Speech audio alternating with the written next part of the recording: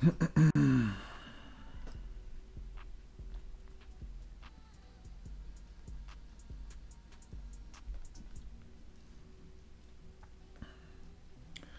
up, everybody? What is up? What is up? How's everybody doing? Let me make sure that this is actually streaming. Yeah, it is, yeah. Gaming Zone, how you doing? Kona, how you doing? Oz, what's up? Aerofrost, what's up? Tayshawn, how you doing? Ashura, what's good? Nide, yeah, Lilo. Whoops, didn't mean to change the panel. What's up, you guys? What's up, Bromus, Deadbeat Dads? What's up? Evil Grew, how you doing? How's everybody doing today? How's this Saturday treating you guys? Crawler, what's good? Lilo with a decent time stream? It's a rare occurrence. Got a power scale Hisoka postmortem, man. Yeah, I can talk about that today. Like, so here's the thing, dude. Farouk, what's up, bro? What's up, everybody? Coco, how you doing? Soy Sauce, what's up? Soy Sauce, I saw you in MMA Che's, I think that's his name, MMA Che's live stream. I was in there just watching it. My cat is so wild, bro. Anyways, Farouk, you said, can you briefly talk about Zeno, Silva, Chrollo power difference and how Netero compares? Yeah, I can talk about that. Someone asked me to power scale postmortem and Hisoka. I can actually just create a tier list too, and we can go through that. But here's the thing, chat. I was sitting here just like yapping to myself, thinking of like different video ideas and like thinking of like new things I should do on the channel. And I was like, you know what? I'm just sitting here yapping, like trying to figure things out. Like I do this quite frequently. Like that's kind of how I think of like my next video or the next live stream I'll do. I'll like sit down and I'll look at my channel and I'll just like think like, okay, what I'll just do stuff like this. I'll be like, here, I'll show you like an actual example of what I do. I'll do stuff like this. I'll go to my channel and then I'll just do this. I'll go to the lives and I'll look at it and I'll be like, okay. So this is what I was doing earlier. I was looking at this and I'm like, okay. So I posted these live streams a couple days ago, and they're doing okay. Like they're starting to get to like 3,000 views. That's not bad. Even like ones that are just kind of general rambling a little bit. This one was kind of just more like an analysis power scaling one for one character, and that's doing okay. That one did better than my JJK one, so it seems like Hunter x Hunter ones in general do the best. And then I looked at this. I was like, if I go to popular, my most popular live stream got 8,000 views. And I was thinking, like, how does that compare to my most recent video I just posted? I just posted this one, Bisky is overpowered. And that was like a experimental video. I wasn't sure if I was going to keep doing this. And I said the bare minimum amount of views I wanted to keep going was 15,000. So it looks like it will hit that. And I was just rambling like that. And I'm like, you know what? This rambling that I'm doing, maybe people would enjoy watching that as content. I don't know, because I'm kind of just like at a point right now where I'm trying to figure out like what should I do next for the channel. I really want to grow my channel a lot. I'm at 23K, and I really like. I have 2 months of summer vacation left before I'm back in grad school, and it's just going to be a lot of grinding all day, every day. So before I get back there, I'm trying to get this a lot bigger. Like I have a set number in mind that I'm trying to hit here, and I'm just trying to post as much as possible. And I was looking at my uploads for the month, and I'm just trying to think to myself, like, am I using my time as effectively as possible? I counted my uploads. Like the first upload of June was this one right here, and then from here up, this is 25, I think. Oh, whoops. Like I did 25 live streams so far. Hold on, let me count this. There's 4 in a row. 1, 2, 3, 4, 5, 6. So that's 6 times 4 is 24 plus 1.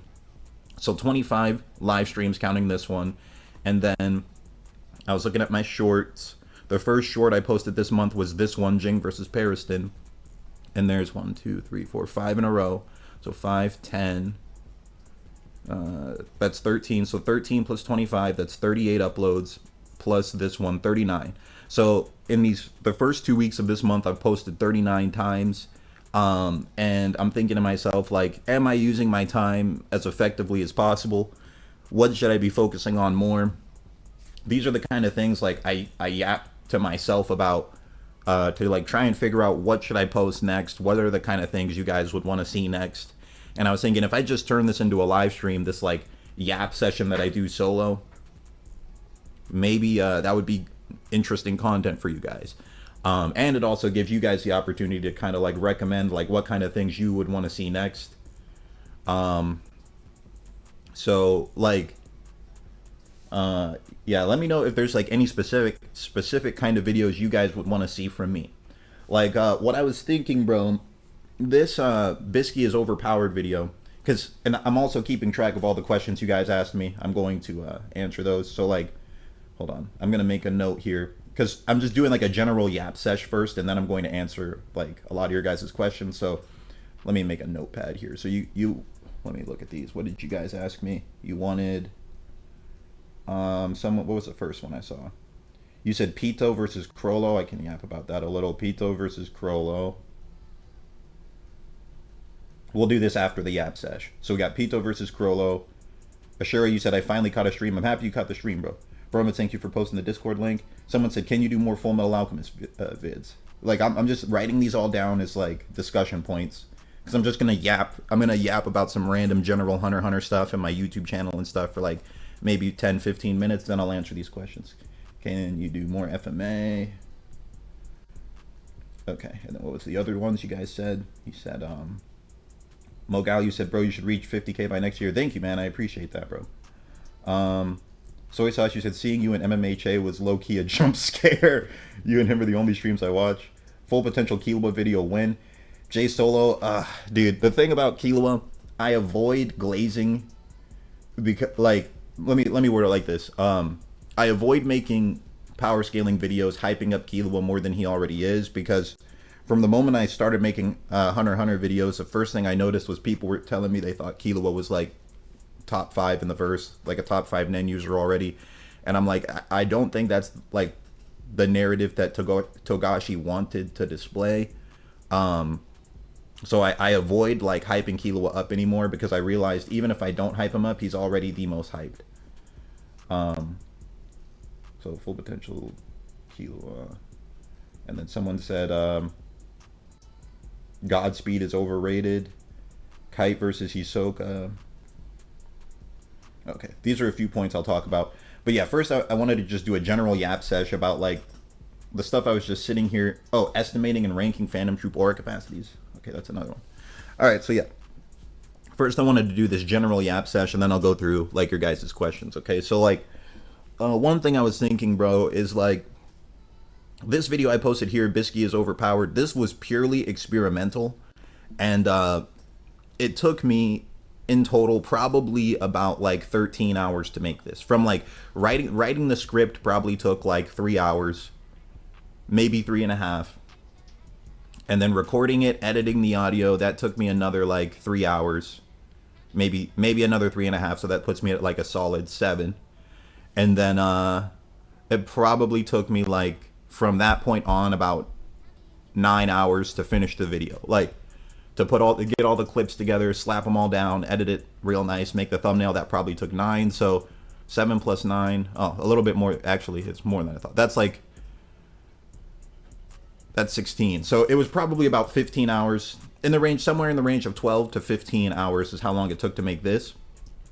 But here's like some insider knowledge. Like, usually my videos take way longer. Like this Hisoka versus the Zoldix one legitimately took me like it took me like 2 months. Like this one, I think in total work, just editing was at least 100 hours. Like just editing this was at least 100. And then writing the script probably took me like 8. Okay, and like this Zodiac versus Royal Guard one, that one, writing that script took me like 6-7 hours, and then editing it somewhere like 20 probably. This one was also kind of a faster one, but like writing the script took a little while. Like writing the script was probably like 6-7 hours, and then editing it took me like probably around 20 as well. It's like the versus battles take me longer to edit because like when you're doing versus battles that have never happened in the series, there's going to be segments in the video where you're talking about stuff that has just actually never happened, and like thinking of visual clips to put down for those segments can be tough because it's like let's say I'm talking about okay, what would happen if Netero fought Hisoka, and I'm talking about like different feats Netero could perform and different things Hisoka could perform, and I have to like look through the series and think like, okay, what is something Hisoka did that's kind of close to what I'm saying, and like stuff like that takes a while. Versus a video like this where I'm just talking about how strong Bisky is based on her actual feats took me way less time because you don't need as much creativity to edit that. It's like you just slap down clips of things that actually happened and it just goes faster. And it's like also when you're making versus battles, the part that takes the longest is like creating the different win conditions for the characters. Like that part takes a while because it's like I'm really thinking hard about like how do I make this like as impartial as possible. Creating a low, medium, and high ball scale for win conditions is a lot more effort than creating a low, medium, high ball scale for a single character. Because it's like it's like creating two low, medium, high ball scales at once and then like making them collide basically. So it's like, all that being said, these kind of videos I can make in like 2 days of work if I really just lock in. Versus these ones, like these versus battles, the fastest I've ever done it was like a week. And then on average, it's like they take like 2 weeks. And then after I post one of these, bro, if I'm being completely honest with you, after I post one of these, I'm burnt out. Like it takes so much energy that like by the time I post one, I'm just tired and I don't even touch editing again for like 2 weeks. And I'm like, that's not sustainable for like what I'm trying to achieve. Like I'll keep posting these kinds of videos, but it's like, I need to have a better method. Al Harthy said, yeah, we need how strong is Ging. I can do that too. I mean, I've kind of talked about that. Oh, you know what? I could do a Ging is overpowered, bro. If you guys want, I could do that. Like, what I'm thinking to myself is, these is overpowered videos were like, I was really hoping it would do well, and it did hit the minimum requirement I was thinking of. I wanted it to hit 15,000 views, and it's at like 14,000 and a half right now. And it's only been like a little bit more than 2 days. So in a week's time, it should be a little bit above 15,000. I'm hoping so. So in my mind, I'm like, if I post like 3 of these a week, then in a month, I would have 12 uploads. Like, you guys would get way more content like that. You guys would get way more content like that. Like, imagine, like, look at my upload rate right now, bro. Like, and to be fair, like, I just became a Hunter x Hunter YouTuber right here, like 1 year ago. This was the first Hunter x Hunter YouTube video I ever posted, was Gon versus Killua, and that was just like exactly 1 year ago. It was last summer, actually. And in that time, how many times have I uploaded an actual video? They were all versus battles. Let's count them. Like 1, 2, 3. So there's 3 there. And then how many rows of 4 is there? 1, 2, 3. Just 3. So that's 12 plus, wait, hold on. Yeah, 12 plus 3, 15. So that's about 1 a month. That's about 1 a month, bro. That means, like, with versus battles, I've been doing Hunter x Hunter versus battles for a year, and on average, I'm getting 1 out every month. And it's like, the next 12 months, it cannot be like that anymore. It needs to be like multiple uploads a week instead of just 1 a month, bro. So I'm thinking like the new direction I'm going to take with the channel. I think I want to expand this series. It's kind of a risk. It's an experiment, bro. But I'm confident with these is overpowered videos, I can post 2 to 3 of them a week. And then this live stream thing, this is something I just started doing recently. Like, I just started doing live streams like a few months ago. And I realized like that was a good solution to my problem of like not being able to upload a lot, because these I didn't have to edit. I could just like think of the concept and then just do them. Like, when did I really start doing these kind of live streams? I was kind of doing them back here, but I really started locking in with around here. Like, yeah, it's pretty much been like the past 3 months was when I started like live streaming more, and I've gotten a lot of live streams out, so that's actually good. Like, I've gotten like maybe like over 100 live streams in the past like 3 months, so that's good. But my biggest weakness as a YouTuber is this. So like, what's up, Juan? What's good, bro? Yeah, the yap session's almost done, guys. I just want to continue yapping because like this is the stuff that I would do on my own anyway, and I wanted to see if like this would be entertaining content for you guys, like just the planning process of what I do for my next videos. And then once I'm done the yap sesh, I will be answering like your guys' questions for the Q&A part. So I might have to like add timestamps to this in the comment section after the VOD goes up, because like the first like 20 minutes are just yapping, and then the second one is Q&A. Bromish, you said the overpowered series, I honestly like the format more than the 1v1s personally, simply because it's a good format to do with any series. You can't always do 1v1s in every series. That's a good point, bro. 100 type Yalt, what's up, bro? How you doing? But yeah, guys, it's like I think that's what I'm gonna do next. Like, because at the current rate, guys, like you're only getting one versus battle a month anyways. That's all you're getting anyways. And a big part of like why it takes so long is like, one is the editing, but two is like the feeling of burnout I get after I post one of these things.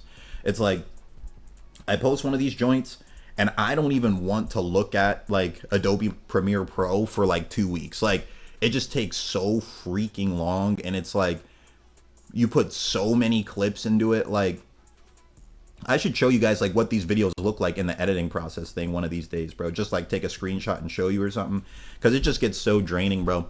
And like I look at other channels, bro. Like, I get inspiration from a bunch of different YouTubers. Like Afro Senju is one of my biggest inspirations by far. Nate, you said, do you need a script? You could cut time. No, the scripting isn't the problem. The problem for me is editing the videos. That takes too long. And I hired an editor one time, but I wasn't happy with the work that they turned out. So I haven't even tried it since. Like, in my opinion, with hiring an editor, I would only do it if you could 100% mimic my editing style. But like the editor I paid one time, like I paid him a lot of money too. And then they gave me like the video back. Half the clips were blurry. They reused clips over and over. Like, if you watch my videos, I never reuse a video clip. I never reuse a video clip, right? Like, if you see a clip of Hisoka like punching Gon in the face at the start of the video, you're not gonna see that clip 5 or 6 times throughout the like 10-minute video. This dude, he was like he kept repeat. Like, I gave him like 40 minutes of footage to edit, and he used like 5 clips and just kept repeating them. Half of them were blurry. I couldn't use it.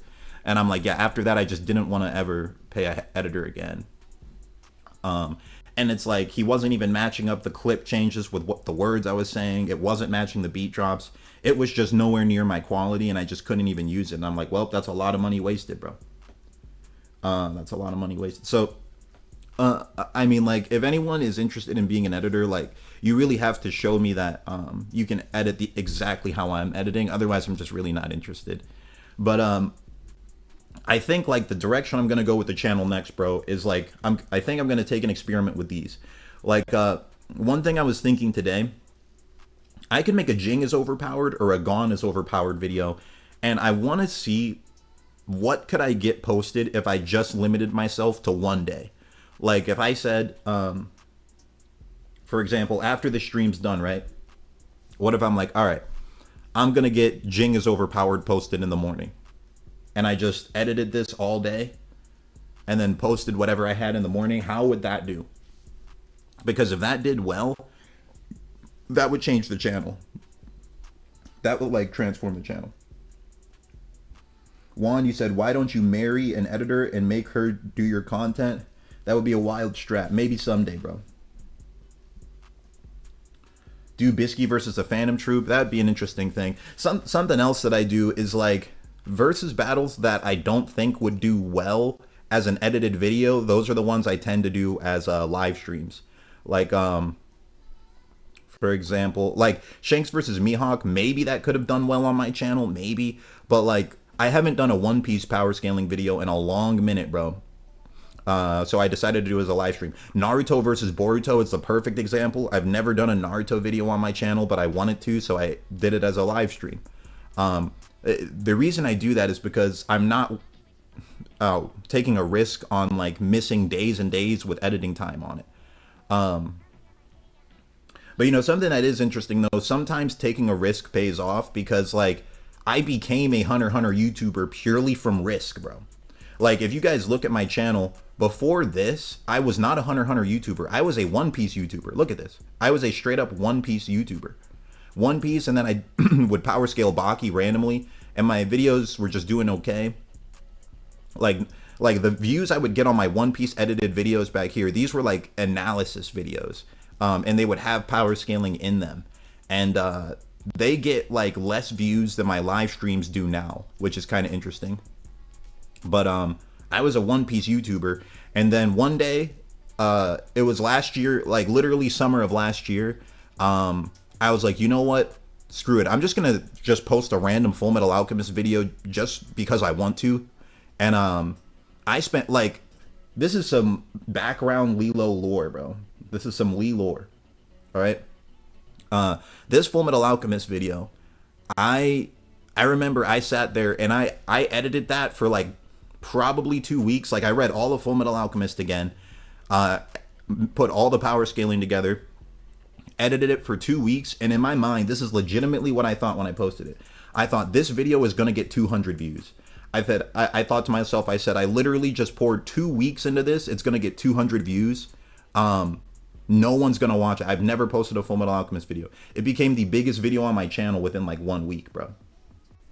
That was me taking a risk, because I just posted it because I just wanted to. I was like, I just want to talk about Full Metal Alchemist because this series is insanely good. And then it paid off. And then I was like, wow, that was crazy.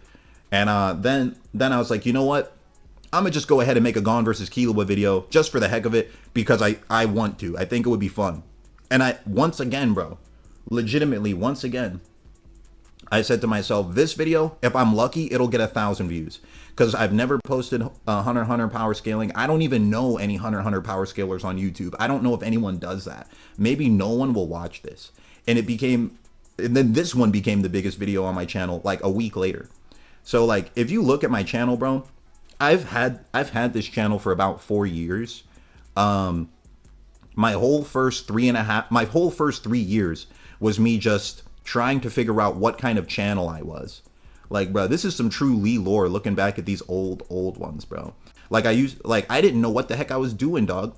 Like I made one random One Piece power scaling video, and then I didn't touch this channel for like 6 months, and then I posted some songs, and then I just started doing like One Piece chapter reviews. And I was just reviewing random stuff. I was talking about MMA. I really like MMA. I was just posting random stuff. This is the true Lee Lord timeline, bro. And I used to title these videos The Greatness of This Explained. I remember that. Those were OGs. I didn't know what I was doing. And then I just did a random One Piece power scaling video. And then that one did better. And I'm like, oh, maybe I should do One Piece. So then I just started focusing on One Piece. And then I kind of hit this wall where nothing really did that well. And then it was like that for like 2.5 years. And then I just took a risk here. And then I'm like, oh, I guess I'm a Hunter x Hunter channel now. And then from then till now, I've just posted Hunter x Hunter. It's just interesting. Ahmed said, wait, did you sing yourself? Yeah, I used to make rap videos. Like I actually used to, this is some real underground Lee lore. Like when I grew up, I was part of a rap group actually. But yeah, I've just had a lot of different pieces of my life, man. But yeah, so like, I don't know, dude, this Hunter x Hunter is sick. So that's definitely going to be like the main focus of the channel moving forward is Hunter x Hunter. I want to just keep focused on Hunter x Hunter mainly until like the channel is really solid. And I think a lot about YouTube is just like being self-aware and just keep going. Like a lot about YouTube is just being self-aware about where you are and like understanding your niche and just continue going. And like something else is like making videos that are fun to make and also fun to watch is kind of like the big thing. Because bro, I remember when I was like first starting YouTube, bro, I thought to myself, like, if I had a 1 million subscriber channel, but all I was doing was talking about like finances, I probably wouldn't like that. Like if, like, let's say I had a 1 million subscriber channel, but all I was doing is just talking about like freaking stamps, like talking about like envelopes and stamps, and I had 1 million subs, that would not be very good. That would be kind of buns, bro. I wouldn't have fun. I wouldn't enjoy it. So I thought to myself, like, I want to make a YouTube channel that's fun, like videos that are fun to make and fun to watch. So like that's kind of been like my whole mentality, like with this channel. And it's just actually interesting how like every time I took a risk, it like ended up paying off. Like, I don't know, it's interesting. And even these live streams were kind of a risk, but the live streams like seem to do well too. So I mean, a lot of YouTube is just you literally having no idea what you're doing and then just trying to make the most out of it, and then just continuing with that. Kona, you said Bleach videos would be a blast. Ahmed, you said I'd low-key watch Lilo yap about stamps. Bro, and like, dude, the other thing, man, is so I wrote, like, I had Hisoka versus Chrollo is obvious written, and it was like 8 minutes. And then yesterday I was like, what if I just added a segment where I just analyzed literally every single thing that happened in the fight? And I wrote that out, and it added an entire hour to the video. So like, I don't know if what I'll do. But yeah, I think what I'm gonna do after this stream, bro, I might do a debate. Like, here's the different options for things I could do after this stream. I could do a debate, or I could just post a few shorts, or maybe both, or I'll write a video, like I'll just do a test. I'll say, what kind of video could I get done if I just limited myself to like 9 hours? Because bro, something that like I'm genuinely envious of are channels like, hold on, let me show you guys this channel. This channel here, bro, this guy, he's kind of a scumbag as a person, but I respect his grind, bro. Like, and I pay attention to different YouTubers, bro. And I'm just gonna yap for like 10 more minutes, all right? And then we'll get into the Q&A. I said that 10 minutes ago, but I'm in a yap groove right here. Okay, so like, this is something that I do. Like, I look at other YouTubers that upload frequently and I study their work ethic and like get inspired by it. So this dude, he is like kind of a scumbag human being. Well, that's messed up to say. He's just like, he says things that are like pretty messed up about people. That's why I said that. But I watch his videos and like study how he makes them. Zero editing.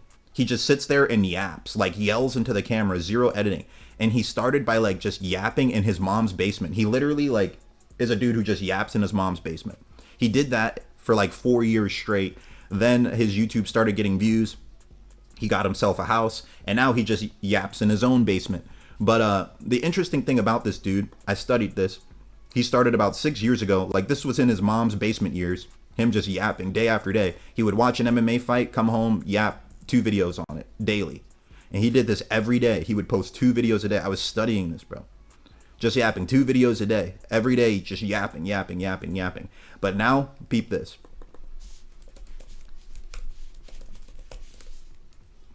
This is Mighty Mouse. This is like debatably the greatest UFC fighter who's ever lived. He has 15 different world championships. In terms of skill, in my opinion, he is the most skilled, well-rounded MMA fighter who's ever lived, because he's world champion level in grappling, and he's on par with world champions in Muay Thai, and he knows how to blend the two together. He's one of the greatest who ever lived in terms of MMA. And him and that dude I just showed you, they have a podcast together now. It's this.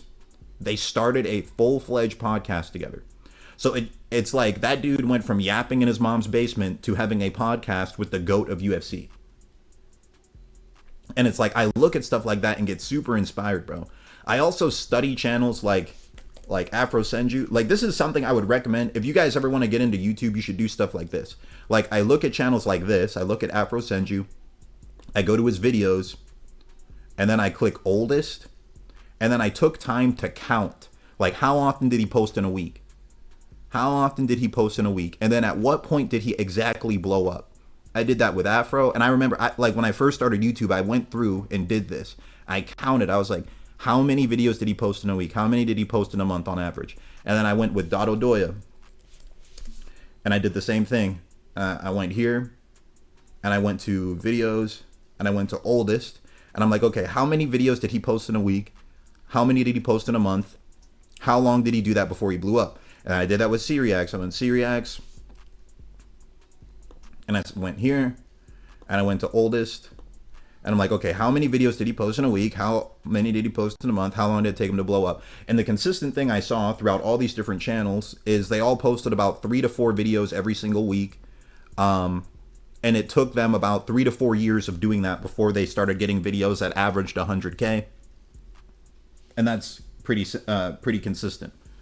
So like, here, let me go back to my own channel. But like, these are the things that I do as a YouTuber, bro. It's like, I just look at these different channels and I think, what do I need to do next? Where am I in my YouTube journey? And like, what do I need to do next? Also, we're starting to get a lot of members now. So thank you everybody who's becoming a member. I'm going to keep working hard and like making consistent content for you guys as well. Like, mostly you guys are getting gaming videos, but like, I made this one specifically for Bromus. So sometimes like if you're a real consistent member and you guys are like constantly in the chat and stuff, and eventually I might like make a video specifically for you as well. So, but all right, I think that's enough yapping, because like in my mind, I kind of have my day planned for what I'll do. What I think I'm going to do after this stream, I'm going to write either Ging is overpowered or Gone is overpowered. Which one would you guys want to see? Would you guys want to see Ging is overpowered or Gone is overpowered? Because I'm going to, like, what I'm thinking of doing is I'm just going to lock in all day with the goal of like, what kind of video could I get made in like 8 to 9 hours and just see what I could do. Because I am envious of channels like MMA Guru and Afro Senju, because like Afro says like for him to make a video, it takes him 5 hours. And I'm like, bro, it takes me 5 hours to write the script. How do you do a whole video in 5 hours? So it's like, I get envious of channels like that. So I'm seeing 2 votes for Ging, 2 votes for Gone. So it's 50-50. Oh, wait, no. Ging first. Gone, there's more content of already. So yeah. Ging for sure. Gone, Ging. I'm seeing more Jings. So maybe I'll try Ging is overpowered next. Maybe I'll do a poll and ask people what do they want to see next.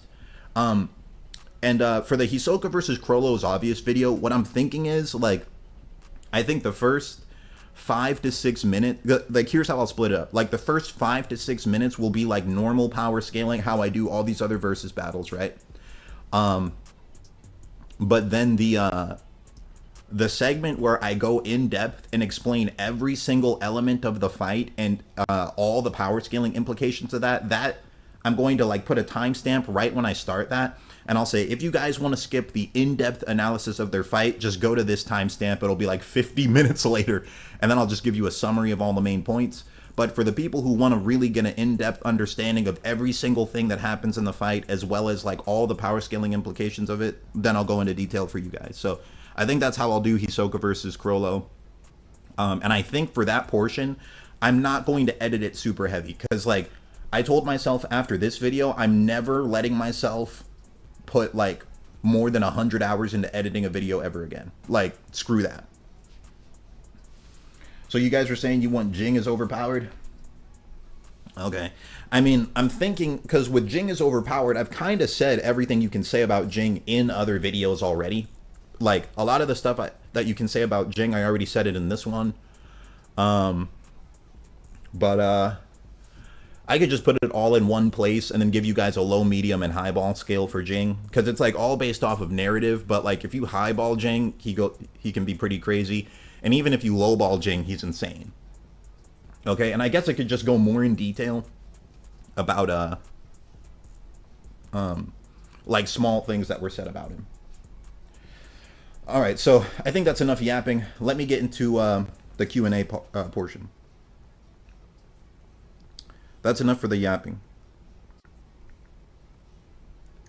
So let me see here. Stormy said, I thought you already had a Gone was OP video. No, I did do something like that. Like I have a live stream. It's right here. It's a long time ago now. Where was it? I have Full Potential Gone is scary, and then I have Gone as a monster. Which, so like these are more like Gone analysis videos. These two, but they're live streams. So if I want to just create the is overpowered series and like just start getting like 3 videos out a week for you guys. That's what I really want to do next. Bromish, you said Mighty Mouse is overpowered stream win. That'd be wild. I could do that, honestly. I legitimately could. Sun Eater said, Lee, will you drop Succession War arc content soon? I can do that. It's just like, I'll tell you, like, the honest truth, bro, the Succession War, I'm not very passionate about it because, like, deep down, I'm just annoyed that, Togashi left Gon on such a horrible cliffhanger and then just decided, you know what? I'm not even going to draw him for the next 10 years. Like, that does annoy me. If I'm just being 100% honest, I'm annoyed by that. So that's kind of why I don't really make Succession War content too much. Like, the most Succession War content I've done was with the Kurapika versus the Fourth Prince, because I think the Fourth Prince is the most interesting character in the Succession War. But yeah, it's like, I've read the Succession War, but it's like I read it and I'm just like, in the back of my mind, I'm just constantly thinking, bro, will you show Gon and Killua already? Like, I think that a lot when I read it, if I'm being honest. Schwick's Full Potential Gon versus Full Potential Fourth Prince, when that could be a good debate. That could be a good debate. Kagito, you said, I love that he abandoned Gon just like his dad. You know, bro, I was reading this interview between Togashi and the creator of Tokyo Ghoul, and Togashi, like, word for word in the interview says, like, when he was creating Ging, his goal was to make Ging a terrible person. That's what he straight up said. That he was like, because Togashi had this piece of dialogue. He was like, when I was writing Gon, I thought to myself, he's the kind of guy that would just be a normal school student. So, like, if he had good parents, they would never let him go on a wild, dangerous adventure. And then he said, so the solution I thought to that was just make his dad a terrible person. That's what he said. Just make his dad a terrible person. So, like, even from the author's perspective, Ging actually legitimately is a deadbeat, bro. Like, that's not even just a meme of the community. It's actually what the author thinks. Like, that was his intention. Bromish, you said, if you do a Succession War arc video, I'd like Hele is overpowered, going in detail about Morena and her group of Nen users. Maybe I could do that. That's like a stream type video I probably would do. Ging reminds me of Shanks, so I can't dislike him. The scene, like, so here's the things that make me dislike Ging, bro. In the Succession War, they reveal that he's, like, literally a multi-millionaire, bro. Like, he's extremely rich. He's so rich that he, like, freely gives out millions of dollars to other people just so that they listen to him and do what he says. Like, he's extremely wealthy, and he just lets Gon and Aunt Mito live, like, in a shack in the woods. Does not send them money, does not care about them, bro. And then he also, like, the first time we actually hear words from Ging is in the Nen message he leaves for Gon. And he word for word says, Gon, I left you for purely selfish reasons, and I don't want to see you. That's, like, insane. That's an insane thing to say. Bro, low-key, I just noticed. I was just looking at this thumbnail. Did I leave these kanji here? Usually I, like, if you look at, like, Jing's fist right here, there's, like, kanji surrounding it. Usually I erase those, but on this thumbnail I left them. Like, and I left the aura around his fist. I usually don't do that. Like, all these other Jing photos, this is the same picture as this one. And you see I erased the aura here, see? I just noticed that. Anyway, yeah, but Ging is a scum, bro. Like, I actually, like, hate him, bro. Like, he's a super cool character, but, like, I literally hate Ging, bro. Like, he is so hype, and he's also, he's literally just Yusuke. Like, he's drawn exactly like Yusuke. But, if Ging wasn't strong, like, imagine if Ging had the strength of, like, Zushi. Do you have any idea how much people would hate him, bro? Do you have any idea how much, like, the fan base would hate Ging if he was, like, a Zushi level character? It's like, I was also thinking about this the other day. It's kind of strange how I have hatred for Wing and Ging, and their names are both so similar, bro. But Ging is hype. Like, the hype overrides the hatred. Like, I understand that he's just, like, meant to be this insanely super powerful hunter. Storm, yeah, that's exactly how I view it. He's cool, but he's not a good person. That's the best way to describe Ging. Yeah, like, send Mito some bread. Like, yeah, exactly. Like, why are they living in a shack in the woods, bro?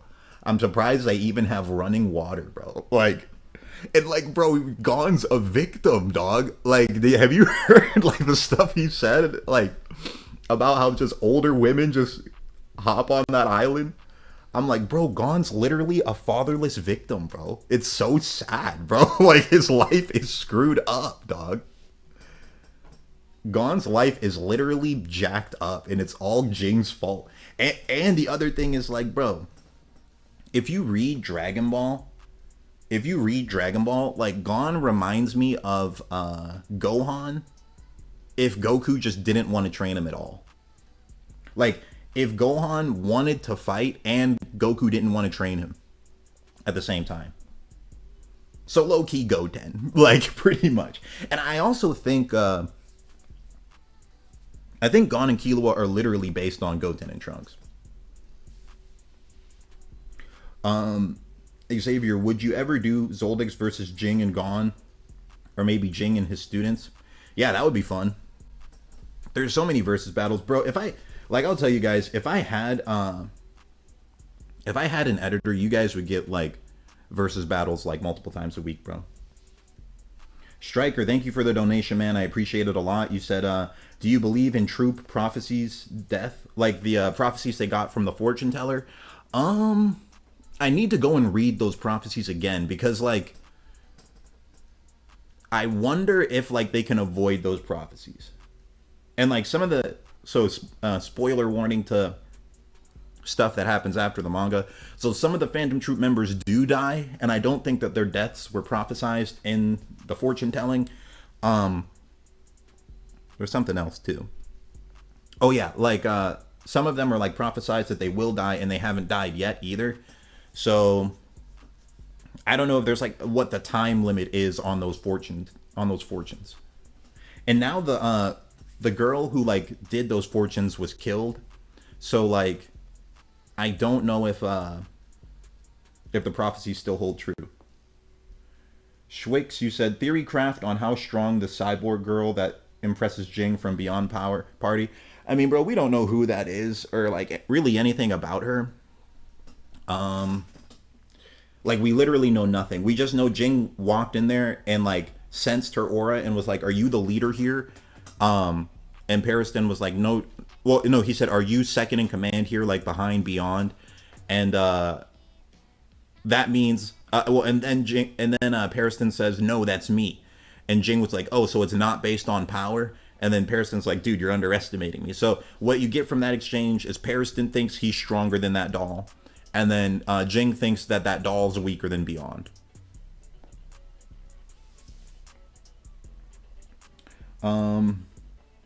A cool video would be Kurt to Eyes versus Eternal Mangekyo Sharingan. The Mangekyo Sharingan is way more powerful because it gives you like the ability to like mind break people just by looking at them.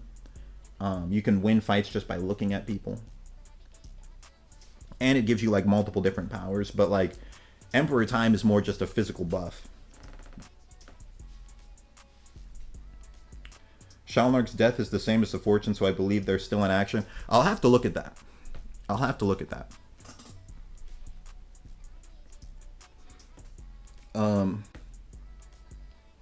Mr. Me said, anyone else feel like the Succession War is too complex, too many moving pieces, right? I just think like there is a lot of moving pieces. I think if it was animated, we would have a different perspective on it because it's a lot of dialogue, but the anime did a good job of making the long like dialogue sessions more enjoyable because it had a really nice OST and like the animation looked nice. So like when you're watching the Hunter x Hunter anime, there's times where like the narrator's just yapping about stuff and it's still extremely like, I mean, the information's interesting for one, but the OST makes it easier to absorb.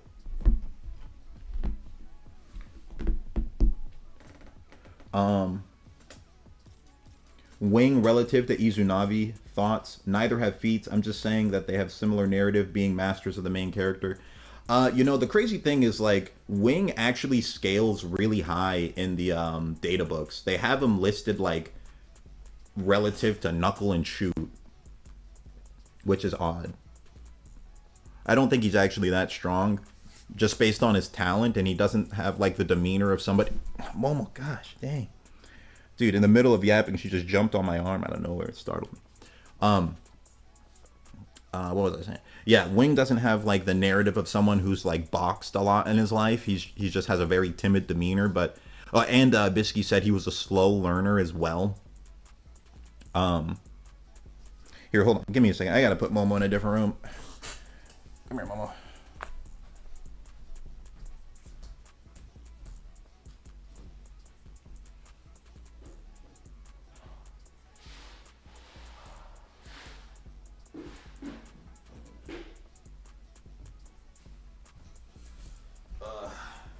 Jeez. She's so wild, bro. Anyway, yeah, Momo was standing up for Wing, bro. But yeah, to me, like Wing, he doesn't really seem like he should be that powerful. But I don't know, maybe he just is anyway. It doesn't logically make that much sense to me though, because he's around the same age as Knuckle and Shoot. Seems like he has far less battle experience. And was stated to be a slow learner. Maybe Knuckle and Shoot are also slow learners, though, and they just compensated for it by just fighting a lot. So, who knows? Hanzo is Finks tier. I need to look at Hanzo's, like, Hatsu abilities. How strong is Hanzo compared to the others? Yeah, I need to look at his Hatsu abilities, because I remember he has some very unique ones. In terms of like potential as a hunter though, Netero said he has more potential than even Killua, which is actually pretty crazy.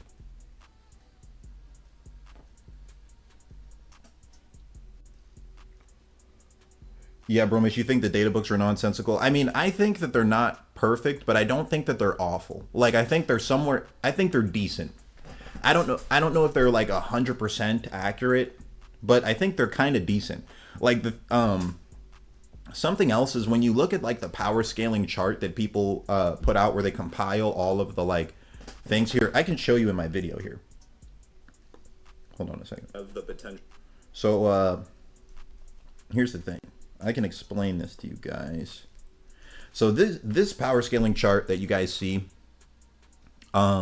this, and by the way, for everybody who like always asks like what beats do you use, I always put a link to him right here in the description. If you just click on this guy's thing, you'll find his channel.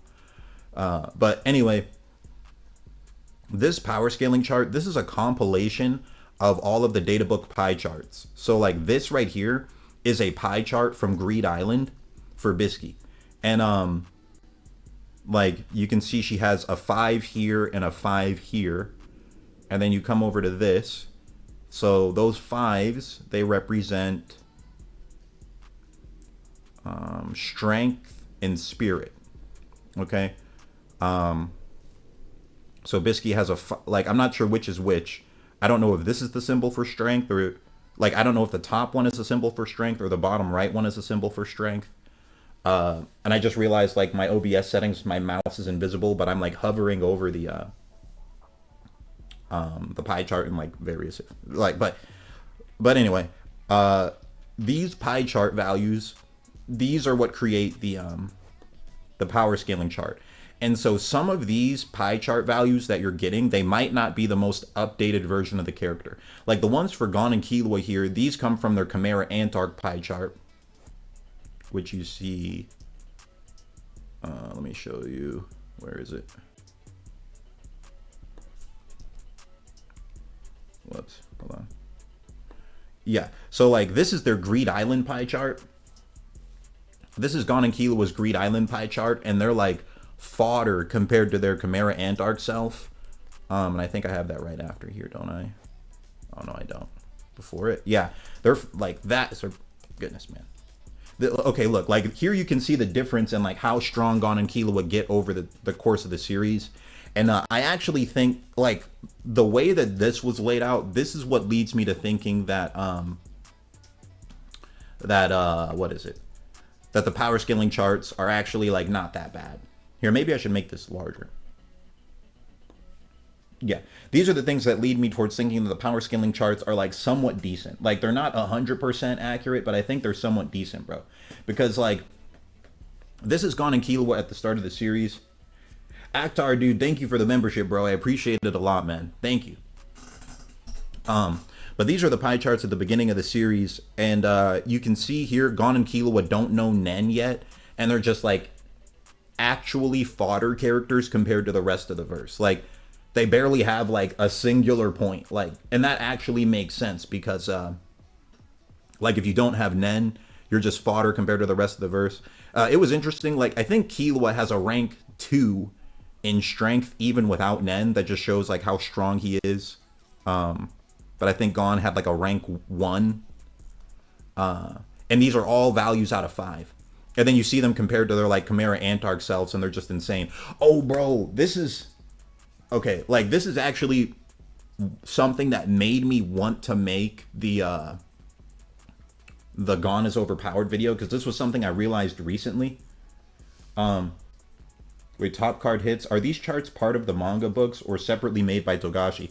That's something I'm not sure, bro. I've looked through the internet trying to find a solid answer to this, and I see different things. Like I've seen some people say that the data books are made by Shueisha, but I don't know if the power scaling charts are made by Shueisha. I don't know if the power scaling charts are made by Shueisha. I've seen people say that like I've seen people say the power scaling charts are made by Togashi and that the data book itself is made by Shueisha, like that just has like other various fun facts about the characters. I don't know. The answer is I just straight up don't know. But and thank you, Akhtar. I appreciate that, bro. I don't know. I've seen different answers. I've seen people say that the power scaling charts, like these wheels, are made by Togashi, and like compiling all those numbers together, that's like Togashi's interpretation of these characters' stats. I've seen people say that, and I've also seen people say Shueisha makes them, so I actually don't know. I mean, bro, we need to get an interview from Togashi so he can just word for word say like, hey, bro, is this right? Like, can you just tell us yes or no? But like, what was it? Oh yeah, this is something I wanted to talk about. This, if you look in the bottom left here, if you look at Gon's pie chart in the bottom left, when he enters Chimera Ant Arc, his talent shoots up. Like that bottom left one is talent. So what it shows you is like, as Gon learns more, he becomes more talented. And I think that's something like the thing about that was fascinating is like Killua himself kind of agrees with this. Here, let me pull up the chapter. I think I remember the chapter number. It's like maybe it's 207.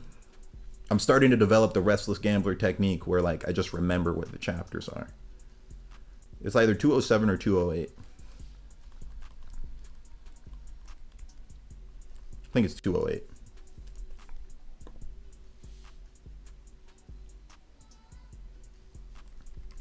This, yeah. Wait. Yeah, so this right here. This is where Gon in the middle of the battle figures out that he can use John Ken to like feint and like make people hesitate.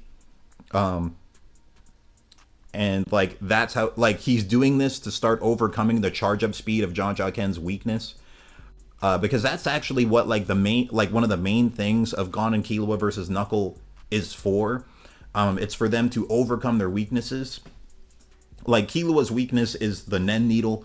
Gon's weakness is like the slow charge up speed of Jaja Ken, and he just lacks battle experience, massive amounts. Those are like Gon's two biggest weaknesses. But Killua's biggest weakness, Killua has a lot of experience from fighting as a assassin for all those years, but his biggest weakness is just the Nen Needle, right? So like this part of the arc, this training arc, they're trying to overcome their weaknesses, and Gon, he overcomes it with the Jaja Ken feint, and then he also learns how to charge rock while running. But Killua sees him figure out the Jaja Ken feint, and he's like, he figured that out during the fight. He learns and improves at extraordinary speed in the midst of combat. And it like, this shocks Killua, the same Killua who was like side by side with him all throughout Greed Island. So that does like kind of imply that like this statement right here in the data books is right. Like when Gon got into Chimera Antark, his talent did like shoot up. So it seems to be something about like being a freaksis, where like the more they learn, the more talented they get. What do you guys think about that?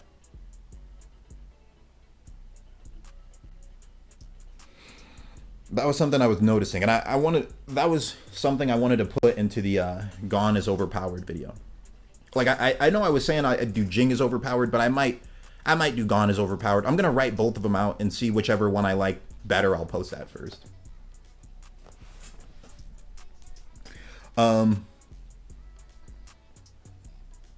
What do you guys think about these power scaling chart things, though? What do you guys in the chat think about these?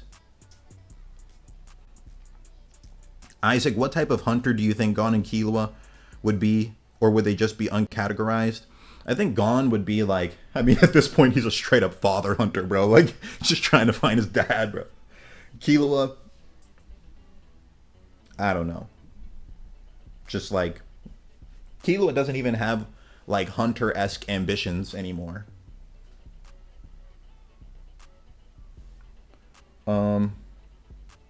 Ordinary, imagine if Gon was raised the same way Killua was raised. Oh, he'd be a villain. Like there would be no light left in Gon. He would just be a villain, and I don't think he could be swayed any other way. And he'd pretty much just be Hisoka, bro. But he would also be just abnormally powerful. Like he would just be a completely different level than what we saw. Because he would be he would just be insane. He would be absolutely insane.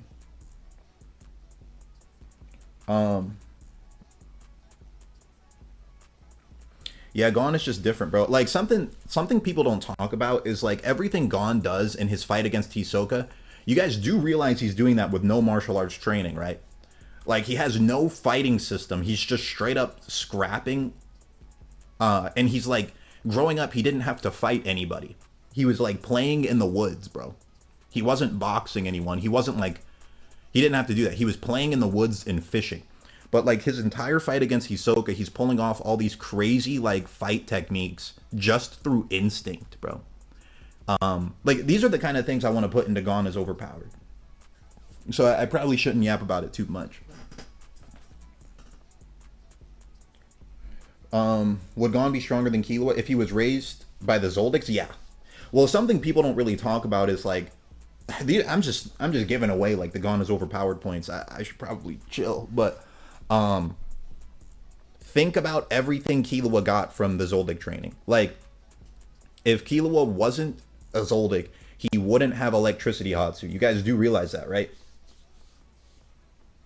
If he didn't have electricity, like if he wasn't a Zoldyck, he wouldn't be able to use electricity Hatsu. He wouldn't have Godspeed. He wouldn't have Thunderbolt. He wouldn't have Lightning, anything. He would be a completely different fighter. I gotta chill. I don't want to expose all this stuff, but it's like, look at what Gon did without that. It's insane. I gotta stop that. I don't want to spoil everything that I'm gonna say in the video. I've already said too much. I've said too much, chat.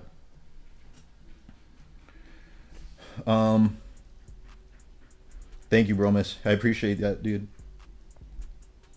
Killua being a life hunter and Gon being an experience hunter. That actually would kind of fit. A life hunter is hilarious. But yeah, I don't want to spoil too much, bro. But there's, like, I could easily do Gon as overpowered. Like, I've made, to this point, like, hours and hours of videos yapping about, like, why Gon is a hype character. And I could still make more. Like, to me, he's a very fascinating character. Very fascinating, bro. How strong is Ging is the real question. I wish we got to see more feats from him, bro. I just really wish Hunter x Hunter was, like 600 chapters long and just completed. Crawler, that's very true, man. Isaac, do you think says, do you think Hatsu could change? Hatsus could change over time, or they're just permanent? Yeah, Hatsu abilities develop like as people train with them and get older. Bisky has a line of dialogue in Greed Island where she's Gon asks her like, how long will it take me to master my Hatsu abilities, like my rock, scissors, and paper? She said it will take you years, and that's her after seeing like after training Gon and Killua for a while and seeing how talented they are. I trust Bisky's like time interpretations far better than I trust freaking that fodder fraud wing. Sui, I'm gonna save that for the video, bro. But I mean, Sui, I do think so. Yes. If Hunter x Hunter characters entered an MMA tournament, what would you want some of their ring names to be? Like Mighty Mouse, Gon, Fatherless Crash Out to be Gon's. Maybe Life Hunter would fit for Killua. That was hilarious. Life Hunter. I don't know. Hisoka's just like a Diddy disciple, bro. I don't know. There's so many different ones. Who knows?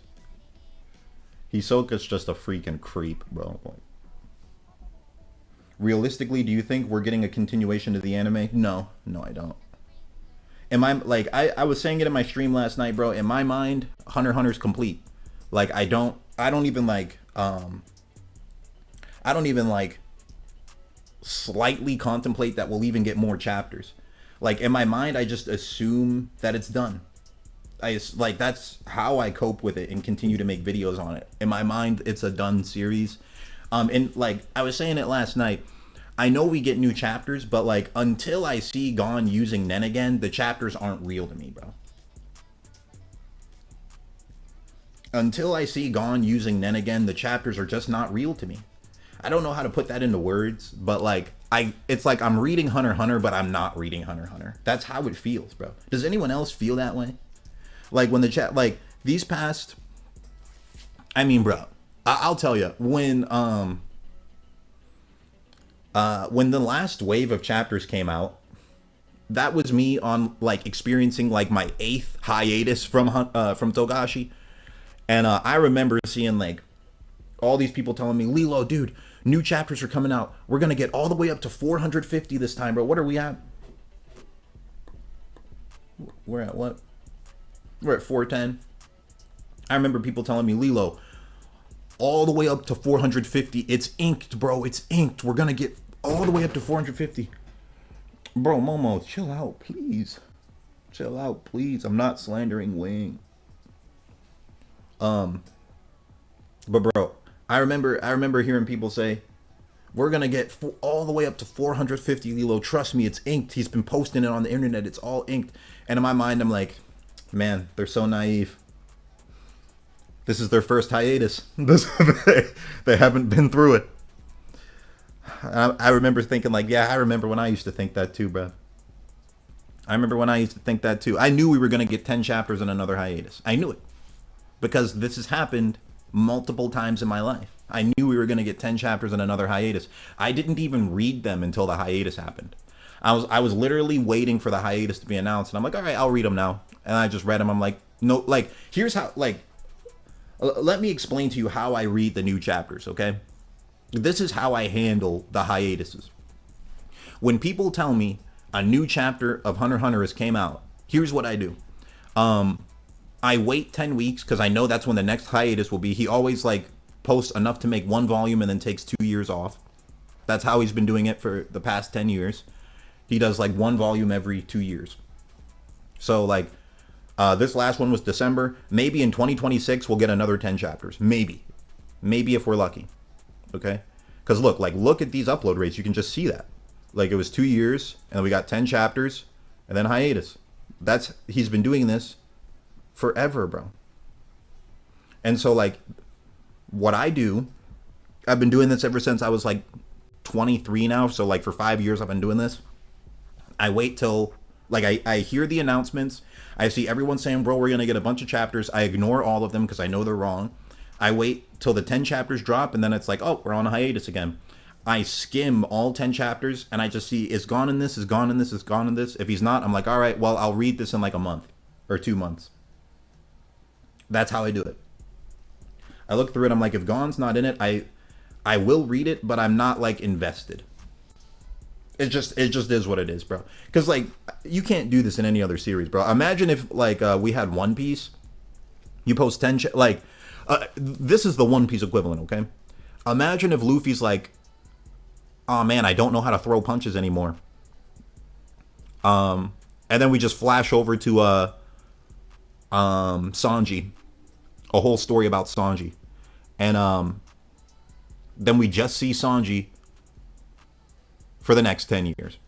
That's how it feels. So it's like until I see Gon throwing some hands, I'm not going to be like as 100% invested in the new chapters as I was with the old ones.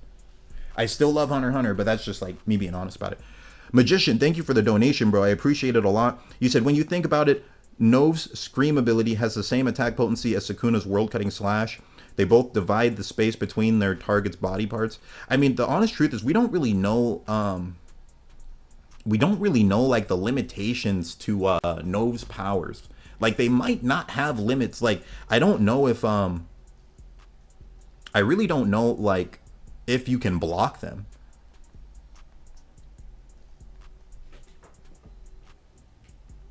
I don't know if you can block them, bro.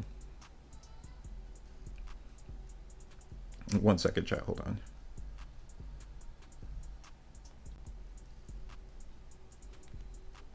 Okay, yeah. I don't know if you can actually block them. But thank you for the donation, bro. I appreciate it a lot, Magician. Like, and I think that's also why I wanted to do Nove is overpowered, because I actually do think out of all the Hatsu abilities, all of the Hatsu abilities I've seen, Nove's does seem to be the most broken.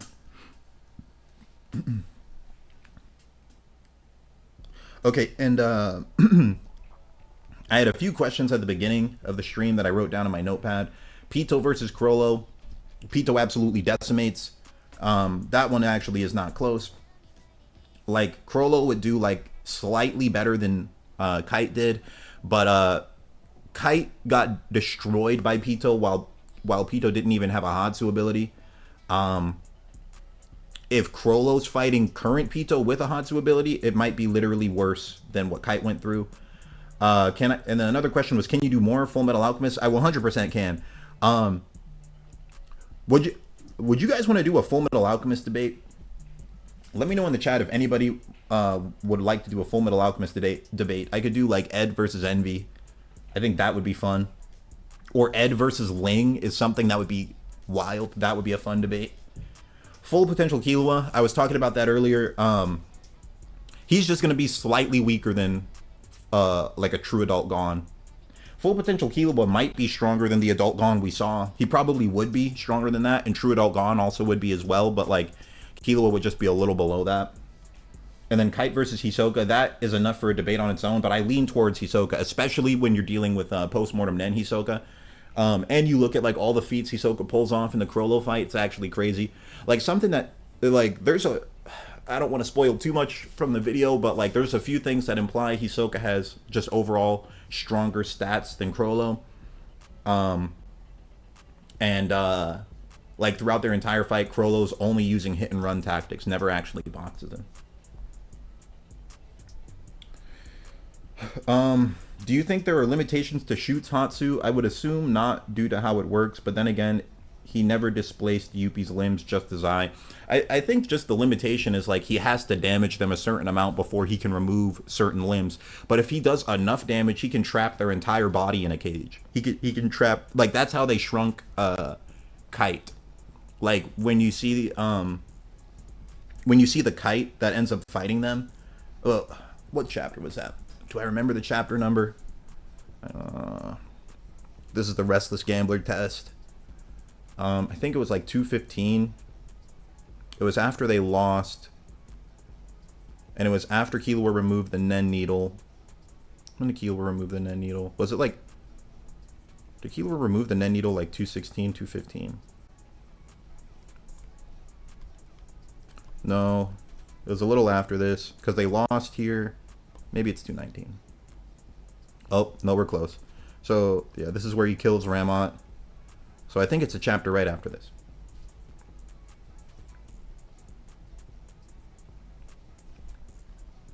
Was it here? Maybe one more. I was off by a lot. Okay, 222. Oh, is this it? It was this one. All right, we found it, chat. So right here, this is where we get Shoot's ability, like, more explained. They trap Kite in this, like, tiny cage. Like, look at how small this cage is. They're able to trap Kite in there because Shoot did enough damage to him. See, like, it shrank all of Kite in there. He says, like, the cage traps the enemy once I deal a certain amount of damage, either whole or just a part. Meaning, like, if he damages the entire person enough, then they can trap the entire person in the cage. So that tells you, like, Shoot and Knuckle were literally jumping Kite. Like, they were beating him up a lot to deal a lot of damage to, like, store him in there. And Knuckle hit him with APR at the same time. How strong would full potential Chrollo be? Like, massively weaker than Gon and Kilo. Like, massively weaker than Adult Gon. Like, he might not even be Netero level. I think another thing about Netero, I think Netero is also a talent, like, greater than Hisoka and Chrollo, or, like, I think Netero's a talent less than Gon and Killua, but, like, on par with Hisoka and Chrollo, maybe higher. And then on top of that, he had the mentality of, like, pushing himself as far as he could in strength. Meanwhile, Hisoka and Chrollo are kind of, like, weird alterations of that. Like, Chrollo he loves stealing abilities, so he gets stronger from doing that. And Hisoka just loves fighting strong people and already thinks he's the strongest. So, like, Hisoka doesn't really have the mentality of, I want to get stronger. He has the mentality of, I just want to throw hands. He's kind of just insane. And Chrollo, he doesn't have the mentality of, like, I want to push myself to the limits of my ability like Netero did. He's like, I just want to get, like, as many powers as I can, because Chrollo has, like, a weird fascination with the human psyche. What's up, Hunter Gun? How you doing, bro? But honestly, I think Hisoka, Chrollo, and Netero are, like, all in a relative tier of talent with one another. But maybe Netero has a little bit more. I mean, if we use the databook values, then he does have a little bit more.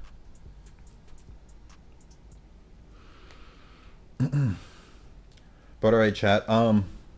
I am about to start writing Gon is overpowered and Ging is overpowered. I want to write both of those, and I'll just post whichever one I think I can edit in a day, because I want to get one more video posted by tomorrow, bro. Anyone here gonna watch the UFC fights tonight, by the way? I'm looking forward to those. Joaquin Buckley versus Usman. It's gonna be interesting. Yo, another donation. Thank you, bro. From Okinus. Sorry if I mispronounced that. You said, if Hisoka is stronger than Chrollo, why was he so thirsty to fight him, a weaker opponent? Hisoka himself said Chrollo was strong. Was it a mistake? I mean, I don't want to spoil too much from the Hisoka versus Chrollo video. Like, I'll word it like this. There's different variations of Chrollo, and they're very relative to each other in power. And, like, the people Hisoka has shown interest in are people that, like, are very powerful from his perspective. Whether they're slightly stronger than him or slightly weaker than him doesn't really seem to change much. Like, he just wants them to be very, very powerful from his own perspective. So, like, he stated he wanted to fight Netero, and Netero was way stronger than him. And he states he wants to fight Chrollo, someone who's, like, very, very close in power to him. Whether it's a little bit less or a little bit more is debatable. But it seems like if they're really close to him in power, he wants to fight them. Also, he says that Illumi, and from Hisoka's perspective, Illumi's a little weaker than him. So I mean, you could make an argument that Hisoka mainly wants to fight people who might be able to kill him.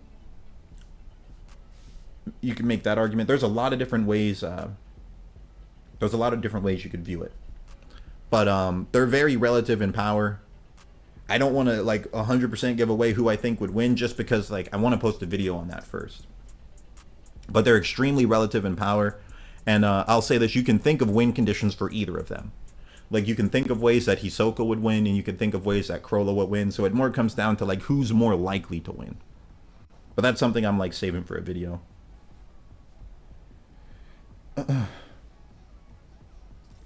CPT, you said, what are your thoughts on Hanzo's technique? I think it's pretty underwhelming, but it suits his character. Yeah, I actually need to like read those chapters again. Bro, I've been pretty disappointed with the UFC as of late, but I am looking forward to this week's fight. Womack, yeah, I don't think I'll make UFC videos again, to be honest. Maybe a live stream someday.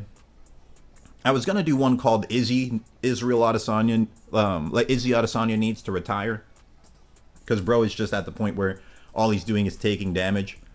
And here's like a take on UFC that like I've never said in a video before, but a lot of most UFC fighters don't know when they need to retire.